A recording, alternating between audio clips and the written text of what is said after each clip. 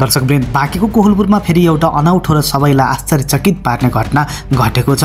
कोहलपुरको सिमरीटोलमा अवस्थित एक घरमा विगत 1 महिनादेखि घरमा रहेका लत्ता कपडा र अन्य सामानहरू आफै जल्ने गरेको भन्ने खबरले अहिले सनसनी फैलाएको छ।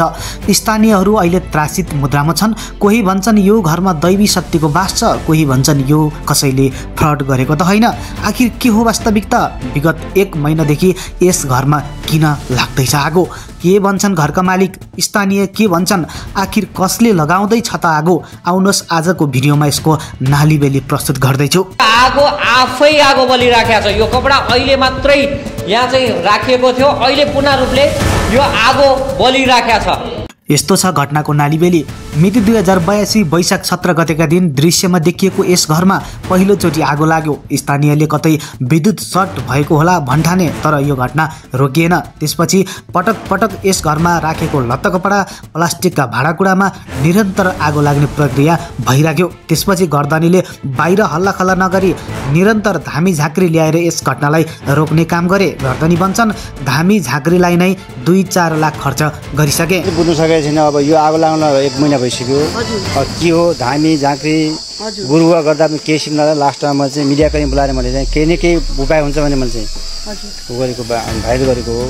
तर पनि उनी असफल भएपछि पछिल्लो समयमा उनले मिडियाकर्मीलाई गुहारे। अहिले उक्त स्थानमा मिडियाकर्मी गएर रिपोर्टिङ गरेपछि यो खबरले सामाजिक सञ्जालमा तरङ्कित उत्पन्न पारेको छ। चाहिँ यहाँको सम्बन्धित निकायले अथवा यहाँको नगरपालिका पुलिस प्रशासनले यसको खुल निगरानी गरेर यसको चाहिँ अनुसन्धान गरेर यो हो के त यसको पत्ता लगाएर यसको जग पत्ता लगाएर यसको चाहिँ राहतको उहाँको परिवार आज 1-1.5 महिनादेखि बिचल्लीमा हुनुहुन्छ र उहाँहरू राति कसरी सुत्नुहुन्छ? हामी एकैछिन आउने यत्रो भिडभाडको मान्छे त डर लागिरहेछ भने को हुन् घरको घरदानी? घरको पृष्ठभूमि के हो?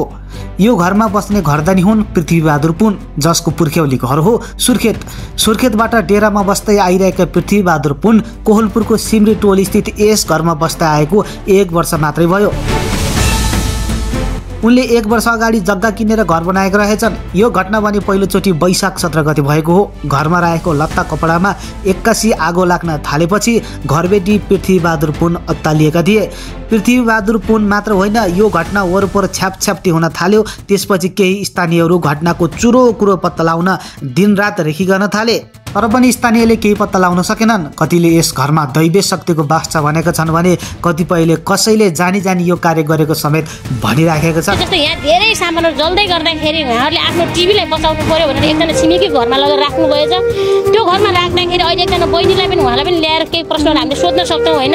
उहाँले के भन्नुभयो भने मेरो घरमा यहाँको टिभी लगेर राख्न बित्तिकै मेरो बच्चाको कपडाहरू पनि पुरै गरेर च्यातिदिए, मेरो लिपस्टिकले गएर पुरै नाकको चित्रहरू पनि बनाइदियो। त्यसपछि मैले डरले त्यो टिभी ल्याएर फेरि तुरुन्तै फिर्ता गरिदिइसकेपछि मेरो घरमा त्यस्तो केही पनि भएको छैन भनेर अहिले भर्खर पनि उहाँ बहिनीले भन्नुभएको छ। मैले पनि सिमरीटोलमा रहेको यस घरमा भएका सामानहरू लगातार आफै जल्ने गरेको भन्ने थाहा पाएपछि त्यहाँ पत्रकारहरू समेत पुगे। पत्रकार पुगेर रिपोर्टिङ गरेपछि यो घटना आम दर्शक माझ बाहिरिएको हो। रोचक कुरा त के छ भने घरमा रहेको कपडा, प्लास्टिकका भाँडाकुँडा जल्दै गर्दा त्यस घरको भित्तामा पनि विभिन्न कुराहरू लेखिएको देख्न सकिन्छ। जे चीज श्रीमती हुँ, मलाई सुन चाहियो, त्यसै गरिकन यो तिलहरी चाहियो, छड्के तिलहरी चाहियो भन्ने कुराहरू चाहिँ यहाँ आएको छ। यो त मलाई त डरै लाग्यो।